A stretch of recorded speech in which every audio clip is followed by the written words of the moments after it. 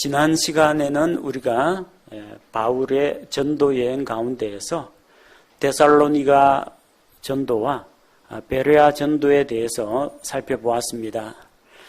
데살로니가에 있는 회당들에서 말씀을 전하다가 바울 일행은 핍박을 받아서 베레아로 떠났습니다. 근데 베레아 사람들은 고귀한 사람들이었습니다. 하나님의 말씀을 들을 때 과연 이것이 정말로 그러한가? 성경 말씀을 날마다 묵상하고 연구하다가 그들 가운데 믿는 자들이 많았습니다. 그런데 데살로니가에 있던 유대인들이 바울 일행이 베레아에 와 있다는 것을 알고 거기까지 쫓아와서 사람들을 선동해서 그들을 핍박했습니다. 그래서 사람들이 바울을 배에 태워서 저기 아테네로 보냈습니다. 그리고 바울은 실라와 디모데를 속히 자기에게 보내달라는 말을 하고 지금 홀로 아테네에 와 있습니다.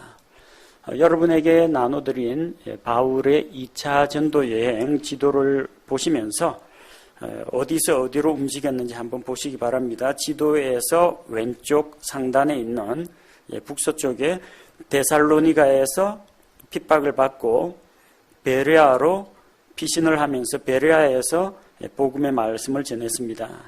근데 베레아에서도 역시 믿지 않는 유대인들로부터 핍박을 받으니까 배를 타고 저 아래쪽 남쪽 항구 도시 아테네까지 내려오게 됩니다.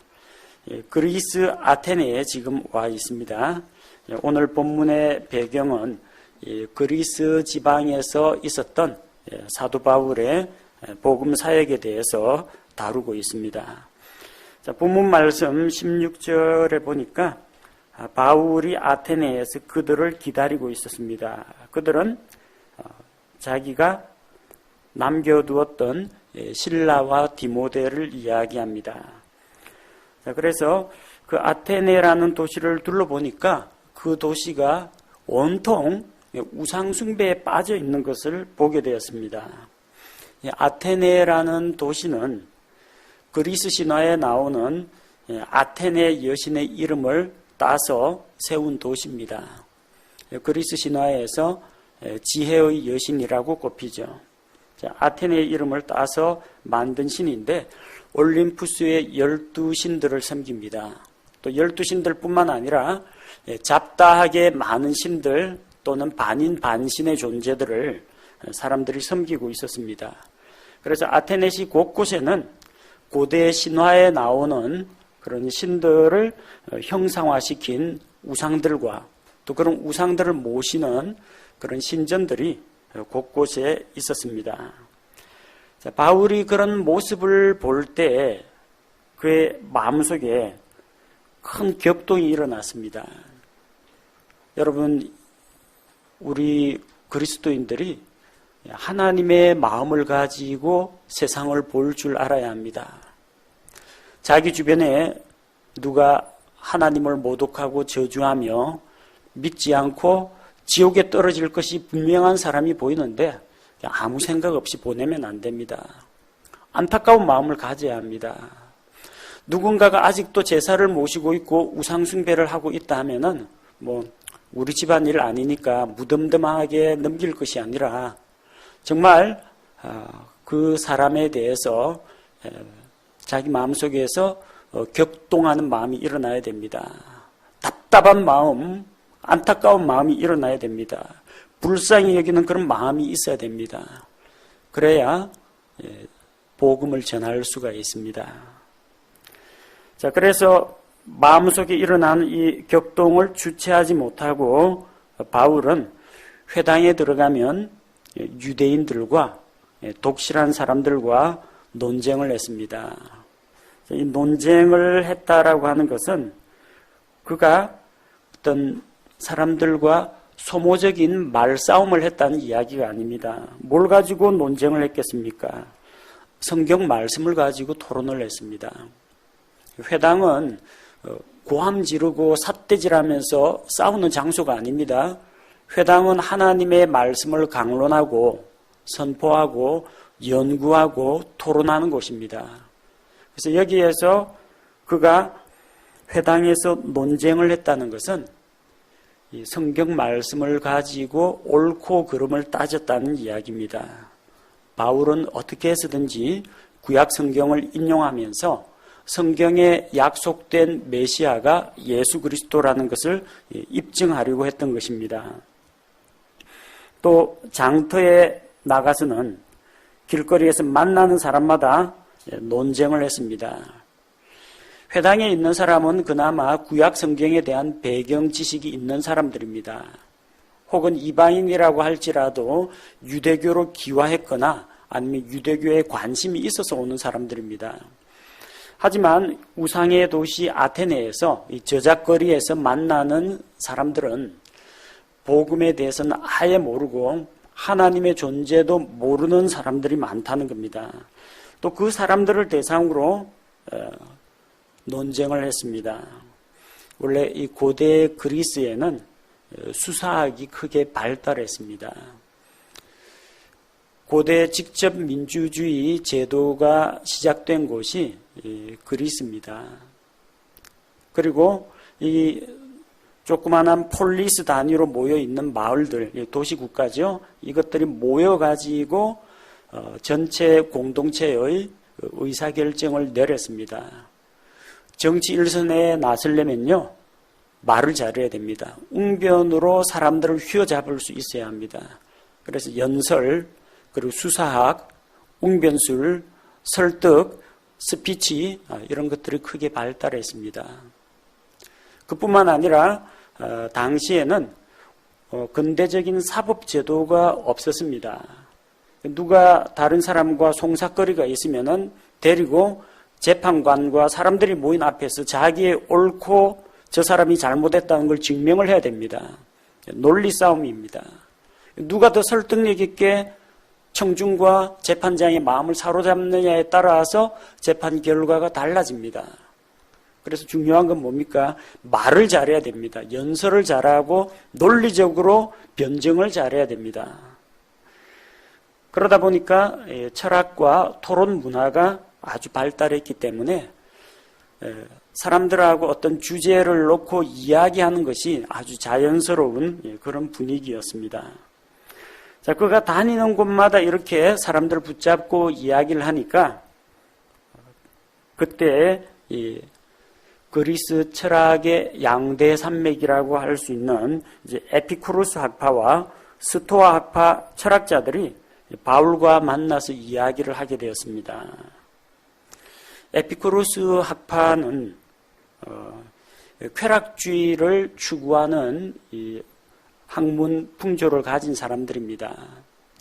자기들이 인간이 가지고 있는 이 고통과 죽음의 문제, 공포의 문제, 그 다음에 신으로부터의 어떤 속박, 지배, 이것에서 벗어나기 위해서 어떻게 하느냐.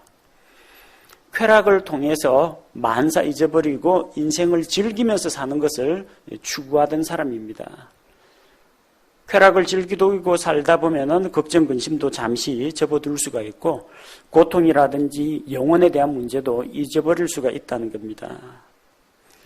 반면에 이와 대립되는 학파가 이 스토아 학파입니다. 스토아 학파에서는 사람의 이성을 아주 소중하게 여겼습니다. 그리고 이 냉철한 이성과 판단력, 분별력을 가지고 자기 자신의 욕심을 억제하고 금욕을 할 때 거기에서 이 진리에 도달할 수 있다고 믿었습니다. 방탕한 생활, 쾌락을 멀리하고 자신을 절제하고 검소하게 살고 금욕적인 생활을 할 때 마음의 안정과 평화를 누릴 수 있다고 도 닦는 사람들이죠. 이 양대 학파가 있었는데 둘 다 이제 바울과 부딪히게 됩니다. 바울이 얼마나 말을 잘했느냐 하면 이 철학자들조차도 바울을 이렇게 가리켜서 말쟁이라고 불렀습니다. 이 말쟁이가 또 오늘은 무슨 말을 이야기하고자 하느냐. 그래서 그 사람들이 바울이 이야기하는 걸 들어보니까 이 사람이 이야기하는 주제는 어떤 절대자, 신들, 우리가 아직 들어보지 못한 그런 신들에 대한 이야기다.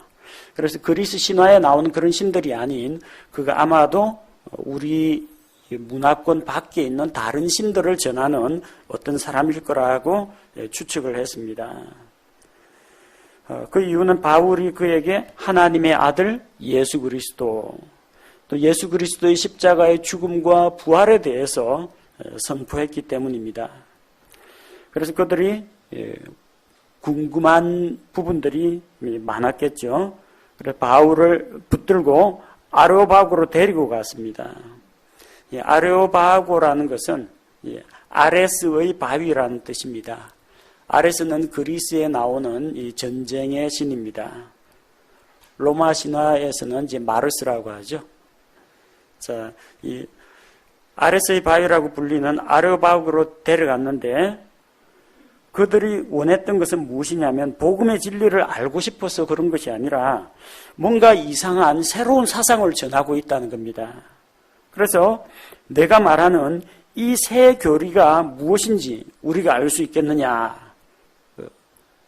낯설고 새롭고 신기한 이야기를 들어보고 싶었던 겁니다. 당시 이 아테네 사람들은 21절에 나오는 것처럼 아테네에 있는 사람들과 거기 있던 나그네들은 날마다 하는 일이 어떤 새로운 것들을 말하고 듣는 것 말고는 자기 시간을 쓰지 않았다고 합니다. 어쨌든 새로운 이야기, 새로운 사상, 새로운 문물 이런 것들을 받아들이는데 아주 열심이었다는 겁니다. 이 그리스 로마 문화에서는 노예 제도가 상당히 큰 비중을 차지했습니다. 당시만 하더라도 로마 제국의 인구의 절반이 노예였다고 합니다. 그렇게 비천한 신분의 사람들이 많았느냐면요, 그게 아니라 대부분이 전쟁 포로들입니다.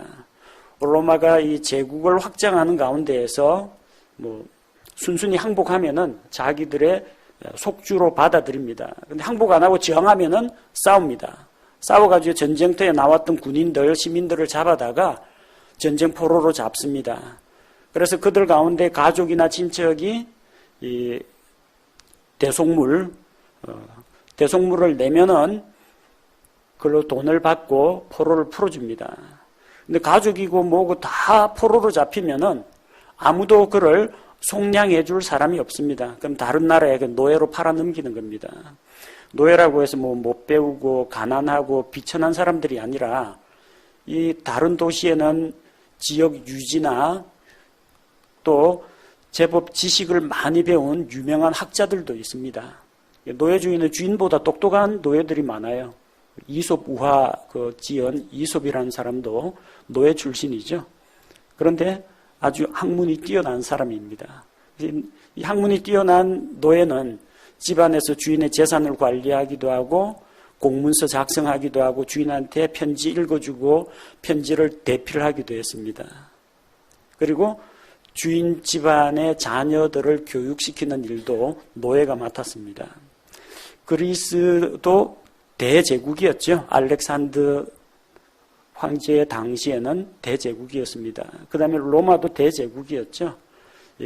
노예들이 국가의 근간이 되는 기반 산업들, 농업이라든지 이런 것들을 노예들이 농장에서 다 일했습니다.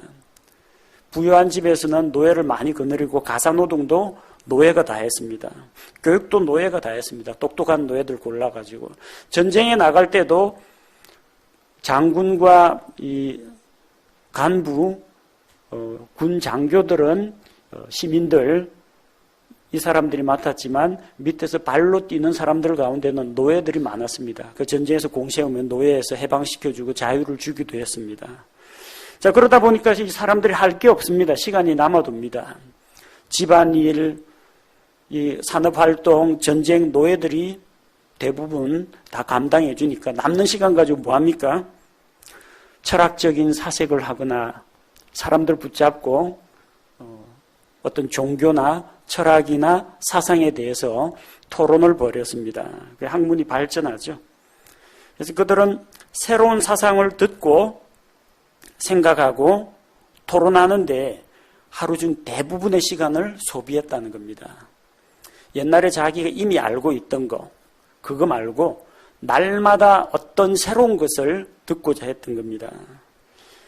그러나 우리는 새 것이 아니라 옛날부터 주께서 주신 그 말씀, 주께서 옛적부터 우리에게 가르쳐 주신 그 길이 어디인지 찾아보고 묵상하고 또 그것을 우리의 삶 가운데 적용하고 있습니다.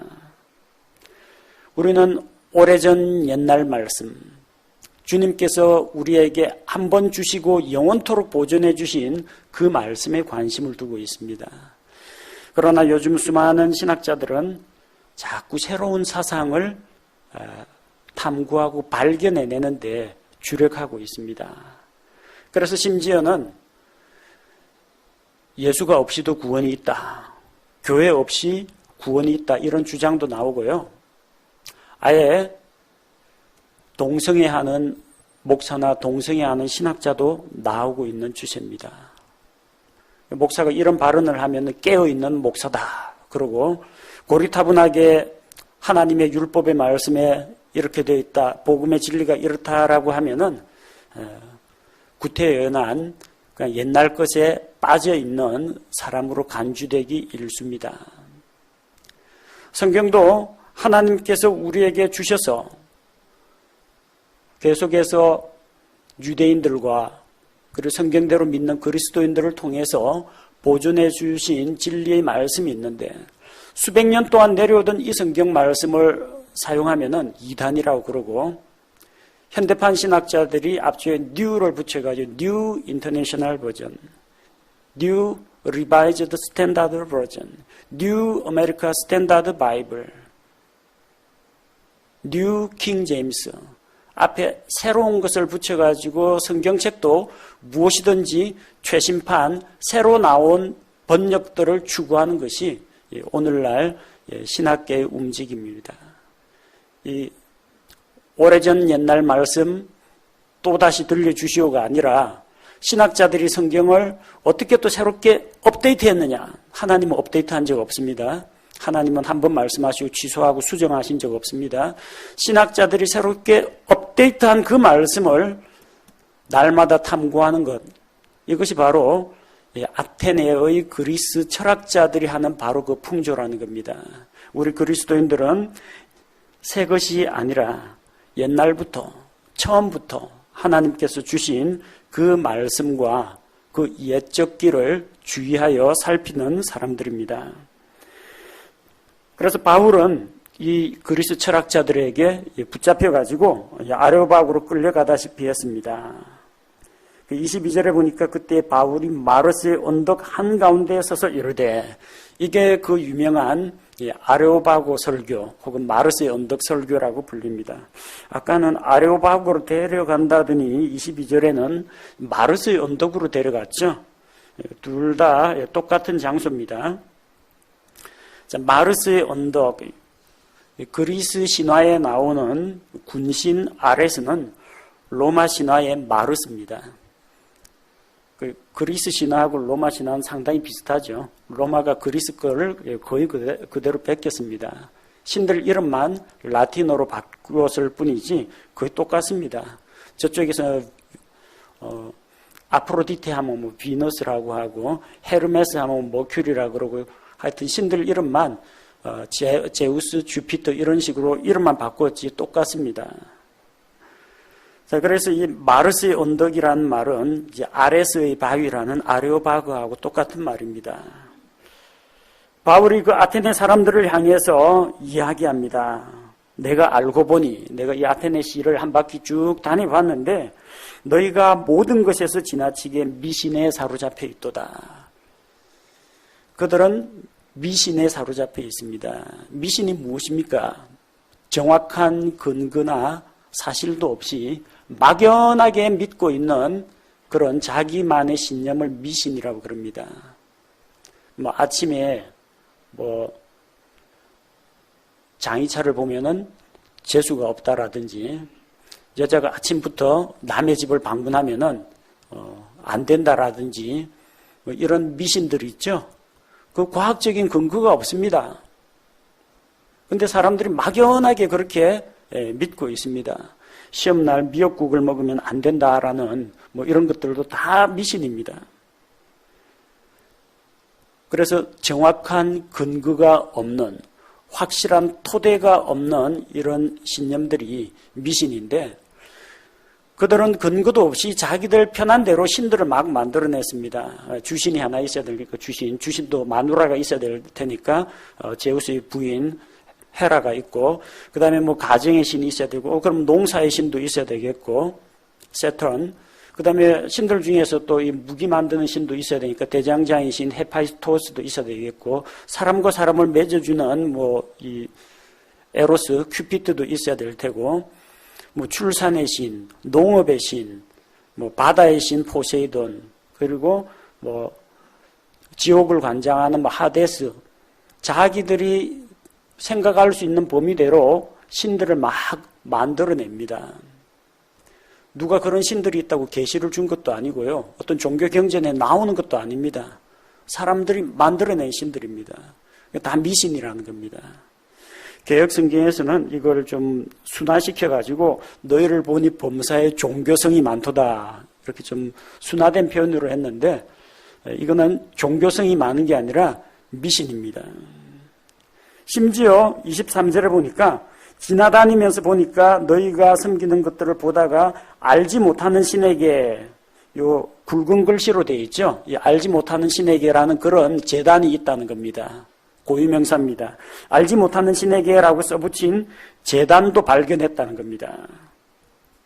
아테네 사람들은 뭐 별하별 신들을 다 만들어냈습니다. 여행자의 신, 뭐 도둑놈들의 신, 장사꾼의 신, 그리고 항해사들의 신, 별의별 거 다 만들어냈는데 이 인간의 머리가 한계가 있다 보니까 그러다가 혹시 신들 중에 놓치는 신들이 나올 수 있다는 겁니다. 아, 이건 우리도 생각 못했는데. 근데 만약 진짜 그 신이 있으면 어떡하겠습니까?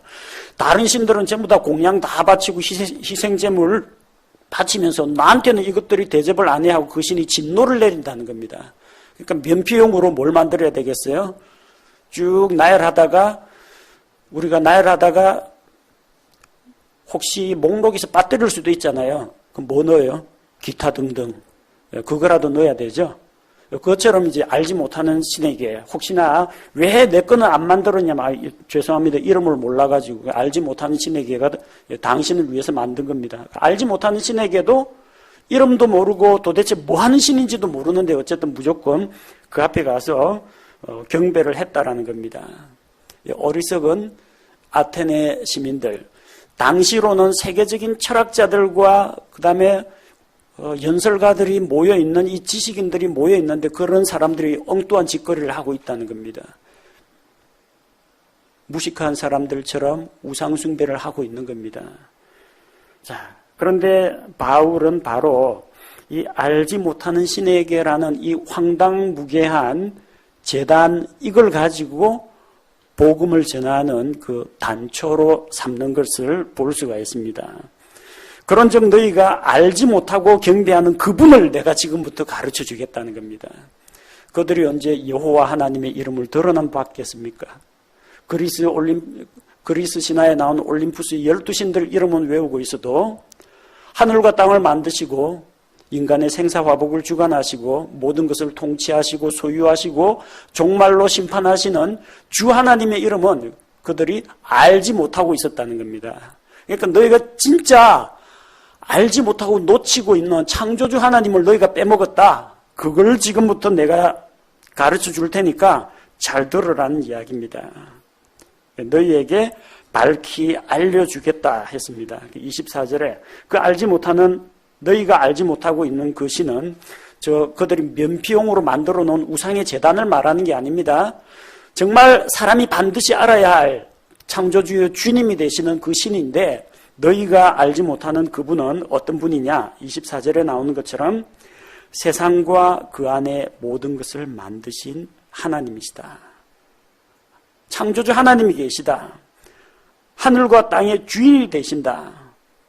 자, 그러기 때문에 그분은 사람이 손으로 지은 전에는 거하지 아니하신다. 사람이 그 신을 만든 게 아니라 신이 세상을 창조했기 때문에 세상을 창조한 신이라면은 사람이 만든 조그만한 무슨 아테네 신전, 파르테논 신전 이런 데는 살지 않는다는 겁니다.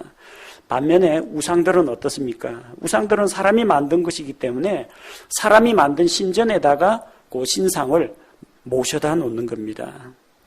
창조주 하나님과 너희가 만든 우상이 얼마나 차이가 있는지 들어보라는 겁니다. 또 25절에 보니까 이 창조주 하나님은 무엇인가를 필요로 하시는 것처럼 사람들의 손을 통해 경배를 받지 않는다고 했습니다. 하나님께서는 모든 것을 소유하고 계십니다. 또 생명과 숨과 모든 것을 나누어 주시는 분입니다. 세상에 있는 모든 것이 주님의 것이고 주께서 사람들의 필요에 따라서 그것들을 나눠 주십니다. 그러니까 사람들한테 이것들이 오늘은 왜 아침 양식을 안 갖다 바치느냐, 오늘 저녁에는 왜 양이나 소를 안 갖다 바치느냐, 하나님이 굶주린 배를 움켜쥐고 사람들이 공양해 줄 것을 기다리는 분은 아니라는 겁니다. 산과 들에 있는 산천초목과 그 가운데 있는 새와 짐승들 모두 다 주님께서 만드신 주님의 창조물입니다. 그래서 사람들한테 필요한 것들을 손 내밀고 받아야만 그거 먹고 사시는 분이 아니라는 겁니다. 반면에 우상은 어떻습니까? 사람들한테 자꾸 뭔가를 요구합니다. 돼지를 잡아 바쳐라, 소나 양을 잡아 바쳐라, 젊은 처녀를 갖다 바쳐라. 요구하는 것들이 많습니다. 그리고 요구하는 대로 하지 않으면 어떻게 해요? 지진, 기근, 벼락, 홍수, 자연재해를 일으킵니다. 하지만 사람들은 우상을 헛되이 섬기고 있습니다. 그들은 자연재해가 우상이 내리는 거라고 착각을 하고 있습니다. 신전에 모여져 있는 그 신상, 우상은 말도 못합니다. 걷지도 못합니다. 생각도 못합니다. 복도 내리지 못합니다. 재앙도 내리지 못합니다.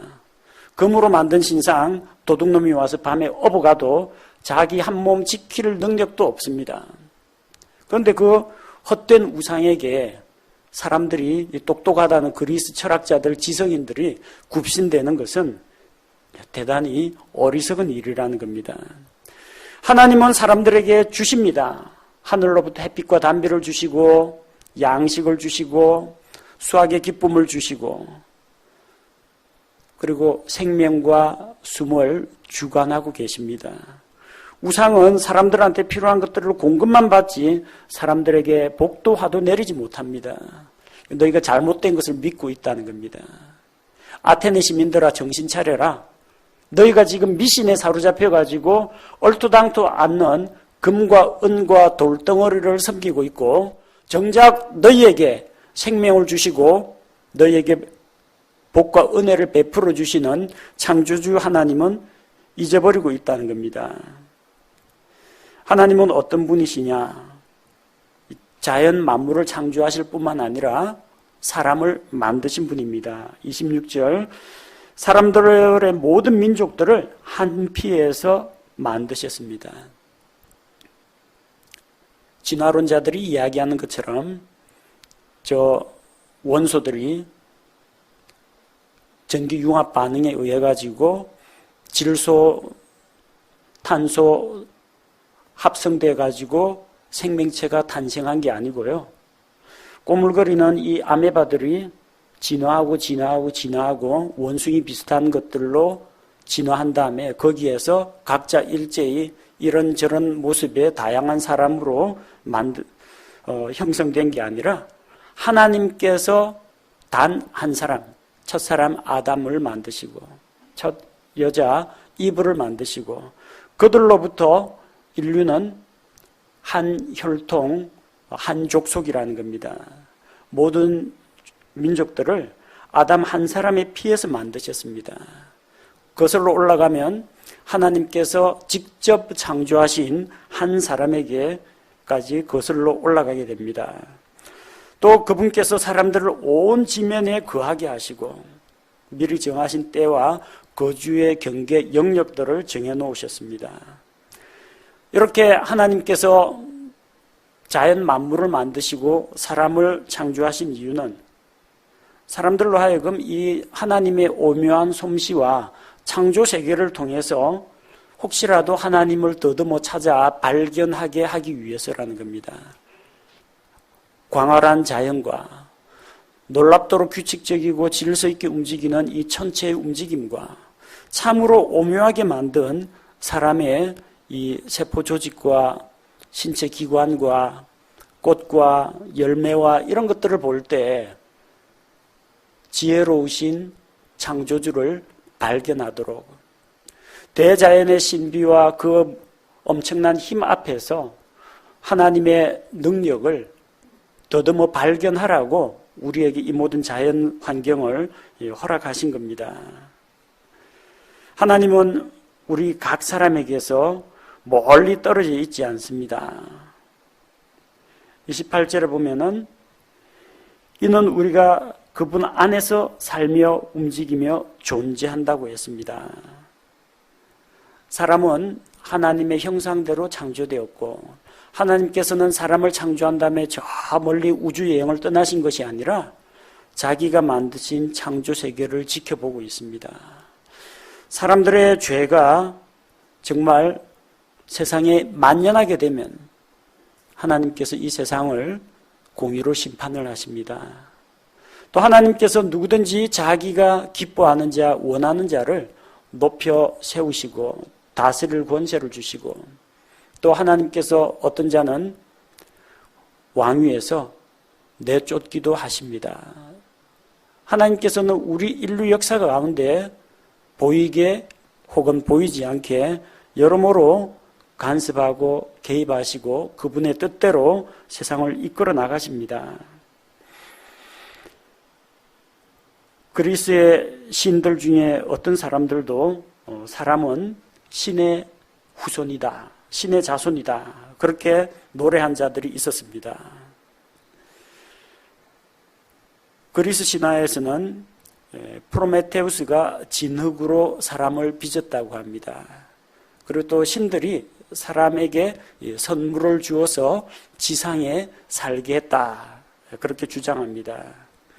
정말 그렇게 사람이 신을 본따 가지고 만든 존재라면 우리는 창세기 기록을 통해서 알고 있지만 그리스 신화에도 그런 흔적이 남아 있습니다. 신의 모습과 인간의 모습이 대단히 유사하게 나타나 있죠.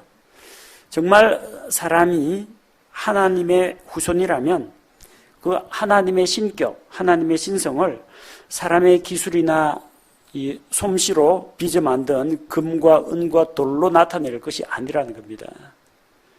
신을 하늘을 나는 독수리 모양이라든지 땅을 기어다니는 벌레의 형상으로 만들어서는 안 된다는 겁니다.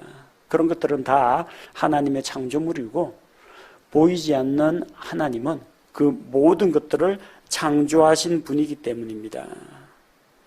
우리는 하나님 안에서 살고 움직이고 존재하고 하나님께서 온 세상에 통치자가 되셔서 그분의 주권하에서 이 세계를 이끌어 가십니다.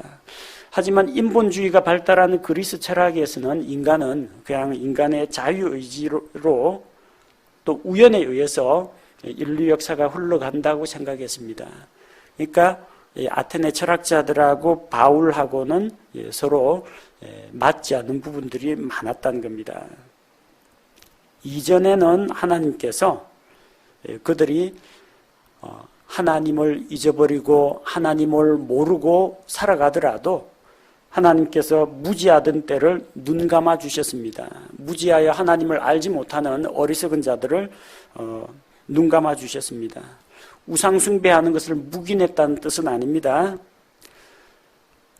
하나님을 알되 하나님께 영광 돌리지도 않고 하나님께 감사치도 아니하고 그들의 미련한 마음이 어두워져서 하나님의 영광을 짐승과 새와 벌레의 형상으로 만드는 그런 일을 저지르자 하나님께서는 그들의 죄 가운데 내버려 두셨습니다. 사람들이 자기 마음속에 하나님 두기를 싫어하며 하나님께서 그들을 내어버려 두셨습니다. 그러나 이제는 예수 그리스도의 복음이 전파되는 것과 함께 온 천하에 하나님께서 회개를 명하셨습니다. 하나님께서 이제는 우상을 버리고 살아계신 하나님께로 돌아오라고 명령을 내리셨다는 겁니다. 왜냐하면 하나님께서 죄인들을 심판하실 그 마지막 날이 점점 가까워 오고 있기 때문입니다. 31절에 이는 그분께서 한 날을 정하사, 어떤 날입니까? 세상을 의로 심판하는 날입니다. 한 날을 정하사 그날에 자신이 정하신 그 사람을 통하여 심판하신다고 했습니다. 심판주로 누가 오십니까? 예수 그리스도께서 심판주로 오십니다. 너희가 지금 우상숭배에 빠져 있지만 하나님께서 이 우상숭배의 죄에 대해서, 하나님을 알지 못하고 살아가는 이 죄에 대해서 반드시 심판하실 것이다. 누가 심판하시느냐? 지금은 예수 그리스도가 사람들의 구원자로, 구세주로 와 있습니다. 하나님 앞에서 우리의 변호자로 와 계십니다. 예수 그리스도의 십자가 죽음과 부활, 그분의 대속을 자기의 것으로 믿고 받아들이는 자는 구원자 예수님을 통해서 죄를 용서받고 구원을 얻습니다. 그러나 하나님께서 세상을 심판하시는 그날이 다가오면은 그때는 예수님께서 구원자가 아니라 심판주로 이 세상에 오십니다. 공의로 심판하십니다. 그날이 오기 전에 회개하고 돌이켜야 된다는 것을 이야기하는 겁니다. 그분이 하나님의 아들이심을 하나님께서는 보여주셨습니다. 예수님께서 죽은 자들 가운데에서 다시 살아나심으로 말미암아 예수 그리스도의 십자가의 죽음과 부활을 통해서 그분이 하나님의 아들이시라는 사실을 밝히 드러내었습니다. 자, 이렇게 바울이 선포하는 메시지를 이 그리스 철학자들, 아테네 시민들이 들었습니다. 너희가 섬기는 이 올림푸스의 신들, 그리고 너희가 알지 못하는 신들에게 온갖 종류의 이 잡신들을 다 섬기고 있는데 이게 전부 다 근거 없는 미신이요. 다 헛된 우상숭배에 불과하다. 너희가 진짜 잊어버리고 있고 진짜 알지 못하고 있는 주 하나님, 창조주 하나님이 계신데 그분께서 우리에게 생명을 주셨고 우리에게 이 아름다운 자연과 복과 은혜를 우리에게 내려주셨다. 그러니까 이제 우상숭배 그만하고 하나님께 돌아와야 한다는 겁니다. 예수 그리스도의 십자가의 구속을 믿고 돌아오라고 회개를 선포했습니다. 사람들의 반응이 여러 가지로 나타납니다. 32절에 죽은 자들의 부활에 대해서 사람들이 들을 때 어떤 사람들은 조롱했습니다. 다른 사람들은 이 일에 대하여 우리가 내 말을 다음에 다시 한번 들어보겠다. 그렇게 반응을 했습니다. 그러자 바울은 그들 가운데에서 이 마르스의 언덕 아레오파고에서 떠났습니다. 하지만 열매가 없었던 것은 아닙니다. 그들 가운데 아레오파고의 일원인 디오니시우스와 또 다마리스라 하는 여자와 그들과 함께한 다른 사람들, 몇몇 사람들이 예수 그리스도를 주님으로 받아들였습니다. 신학자들이나 목회자들 중에서는 이 바울의 아레오파고 설교를 폄하하는 분들이 상당히 많습니다. 왜냐하면 그 분들이 이 성경을 읽다가 이 단어에 꽂혀서 그래요. 논쟁을 하니라. 그 봐라. 논쟁을 하니까 사람들이 다 떠나지 않느냐. 논쟁을 문제 삼아가지고 논쟁하면 안 된다. 그 이야기를 하기 위해서 바울이 지금까지 선포한 이 핵심적인 메시지를 전부 다 부정적으로 평가하고 그 봐라. 전도에 열매가 없지 않느냐. 그렇게 이야기하는데 그건 대단히 잘못된 생각입니다. 복음의 메시지에는 아무런 문제가 없습니다. 누구 책임이에요? 하나님의 말씀이 잘못되었기 때문에 너무나 믿기 힘든 못 믿을 말이기 때문에 사람들이 안 믿었습니까? 말씀 책임입니까? 아닙니다. 아니면 전도자 바울이 이 말재간이 좋아야 되는데 바울이 말을 잘 못해가지고 믿어야 될 사람들이 안 믿겠다고 떠난 겁니까? 아닙니다. 누구 책임이에요? 복음의 말씀을 듣는 사람들 책임입니다. 복음의 메시지는 명백하게 선포가 되었습니다. 듣는 자들의 책임입니다. 쉽지 않다는 걸 우리는 생각해야 됩니다. 지난번에 데살로니가, 베레아 이런 데서는 어디서 전했어요? 회당에서 전했습니다. 이 구약 성경 아는 사람들이 회당에 찾아옵니다. 구약 성경을 가지고 예수님께서 약속된 메시아 그리스도라는 걸 보여주면은 사람들이 그렇구나 하고 예언의 성취를 통해서 예수님을 받아들입니다. 성경 한 번도 안 읽어본 사람들만 지금 아르바고에 있습니다. 주 하나님, 모세 율법, 이사야의 대언 아무것도 모릅니다. 아는 거라고는 자기들이 섬기는 이 우상들만 알고 있는 사람들에게 이 한 차례 복음 메시지를 전했는데 과연 몇 사람이나 믿고 돌아오겠습니까? 그래서 소수의 사람들이 믿었습니다. 그럼 사도 바울의 이번 아테네 전도 사역은 실패입니까? 그렇지 않습니다. 사람들은 실적을 따집니다. 복음 전해가 몇 사람이 구원받았습니다. 몇 사람이 침례받았습니다. 해가지고 선교 보고하면은 인정을 해주고 전도의 열매가 없습니다 하면은 무시합니다. 전도의 열매가 없을 수도 있습니다. 예레미야 대언자 눈물로 호소하고 했는데 유대인들이 회개하고 돌아왔습니까? 회개 안 하다가 망했습니다. 남유다 왕국이 완전히 멸절되었고 예루살렘이 파괴가 되었고 성전은 불에 탔습니다. 예레미야의 사역이 실패입니까? 실패가 아닙니다. 일본에서 선교사로 헌신하는 분들이 더러 있습니다. 10년 지나도 전도의 열매가 안 맺히는 분들도 많습니다. 오랫동안 우상숭배에 쩌든 그곳에 물질 만능주의에 배금주의 사상에 찌든 그곳에서 복음의 열매를 거두기가 대단히 힘들다고 합니다. 오죽하면 거기서 그냥 현지인 만나가지고 결혼해가 애 낳아갖고 애들 어릴 때부터 신앙교육시키는 것이 훨씬 빠르다고 할 정도입니다. 그럼 일본 선교사들은 전부 다 하나님 앞에서 책망받을 죄인들입니까? 그렇지 않습니다. 사람들은 자꾸 실적을 따집니다. 교인들 머리 숫자를 세아립니다. 그러나 하나님께서는 얼마를 남겼느냐를 보는 것이 아니라 뭐라고 하십니까? 잘하였다. 착하고 신실한 종아. 우리가 주님의 것에 얼마나 신실했습니까? 주님이 맡기신 복음과 주님이 맡기신 은사와 주님께서 우리에게 맡겨주신 자원을 얼마나 신실하게 잘 관리하고 주님의 일을 사용했습니까? 잘못해가 날려먹어도 괜찮습니다. 시도도 안 하고 감춰놓은 사람보다 훨 낫습니다.